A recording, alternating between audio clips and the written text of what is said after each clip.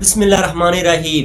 इमरान खान को अमेरिका ने ओहदे से क्यों हटाया? अगर इसे फौरन ओहदे से ना हटाते तो इनको कौन कौन से नुकसानात उठाने पड़ सकते थे?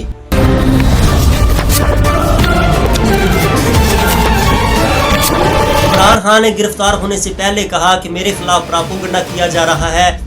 अमेरिका में एक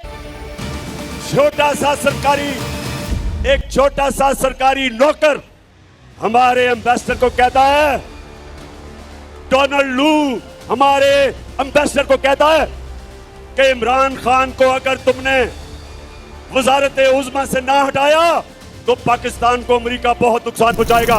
आपको बता दें कि इमरान खान एक बहुत अच्छा मुआहदा करने जा रहे थे। अगर वो मुआहदा हो जाता तो आज हम IMF की गुलामी से निकल जाते।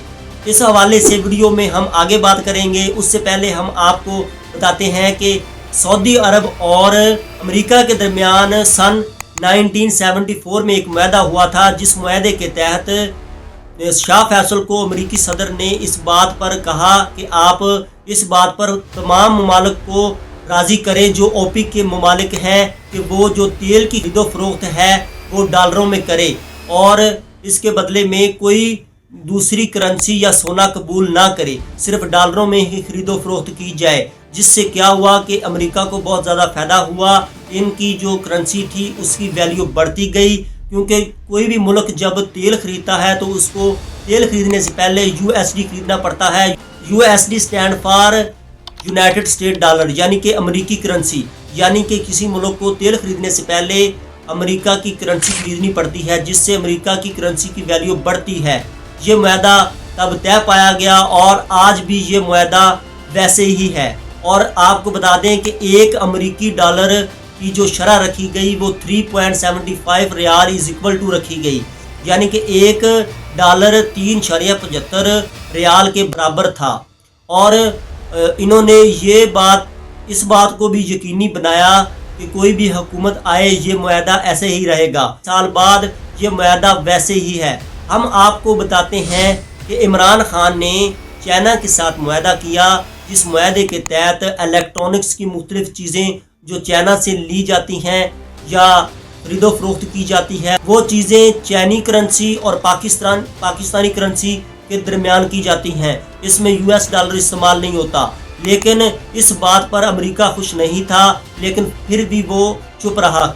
अगर इन्होंने इलेक्ट्रॉनिक्स की अशिया की खरीदारी अपनी करेंसियों में करना शुरू कर दी है, लेकिन तेल की जो खरीदारी थी अभी भी वो डॉलरों में हो रही है, तो इस वक्त जो अमेरिका था वो चुप रहा। हम बात करते हैं 2022 की, जब इमरान खान एक मुआहदा करने के करीब थे। वो मुआहदा ये था कि इमरान खान रूस के साथ तेल के लेन देन पर मुआहदा करने जा रहे थे, जिस मुआहदे से ये फ़ायदा होता कि ये जो पाकिस्तानी रुपए है इसमें हम तेल की करेंसी इस्तेमाल होती है, रूस में वो रबल है, इससे पाकिस्तान में तेल बहुत सस्ता होता। लेकिन ये मुआहदा ना हो पाया और उसके बाद प्रोपेगेंडा शुरू हो गया और इमरान खान को ओहदे से उतार दिया गया। हम आपको मिसाल देते हैं हमारे पड़ोसी मुल्क हिंदुस्तान की, जहां पर हिंदुस्तान ने 1953 में एक मुआहदा किया, जिस मुआहदे के तहत रूस में एक शाख खुली गई हिंदुस्तान के बैंक की और रूस के बैंक की एक शाख खुली गई हिंदुस्तान में। ये शाखें खुलने का मकसद ये था कि दोस्तों, जब हिंदुस्तान वाले तेल खरीदते हैं रूस से तो वो जो इसके बादले में पेमेंट करते हैं वो पेमेंट रुपए में करते हैं, जिससे बहुत सस्ता तेल हिंदुस्तान में आता है। और इससे बहुत बड़ा फ़ायदा ये होता है कि जो हिंदुस्तान की करेंसी है इसकी मांग में इजाफा होता है। और अगर रूस वाले कोई चीज़ हिंदुस्तान से ख़रीदते हैं तो वो अदायगी करते हैं, वो रबल में करते हैं, जिससे जो रूसी करेंसी है उसकी मांग में इजाफा होता है, जिससे दोनों ममालिक के दरमियान ये मुआहदा कायम है। और पाकिस्तान के मुकाबले में इंडिया रूस से सस्ता तेल खरीदता है। और जब पाकिस्तान कोई ऐसा मुआहदा करने के करीब होता है तो बीच में अमेरिका कोई ना कोई सैंक्शन लगा देता है, जिससे वो मुआहदा पूरा नहीं हो पाता। और पाकिस्तान आज जैसे कि आप जानते हैं कि IMF का ग़ुलाम है और वर्ल्ड बैंक का भी बहुत मकरूज हो चुका है। दोस्तों, आप खुद ही देख लें कि अगर ये मुआहदे जो अच्छे इमरान खान करने जा रहा था, अगर ये मुआहदे हो जाते तो हमारे मुल्क को बहुत ज़्यादा फ़ायदा हो जाता।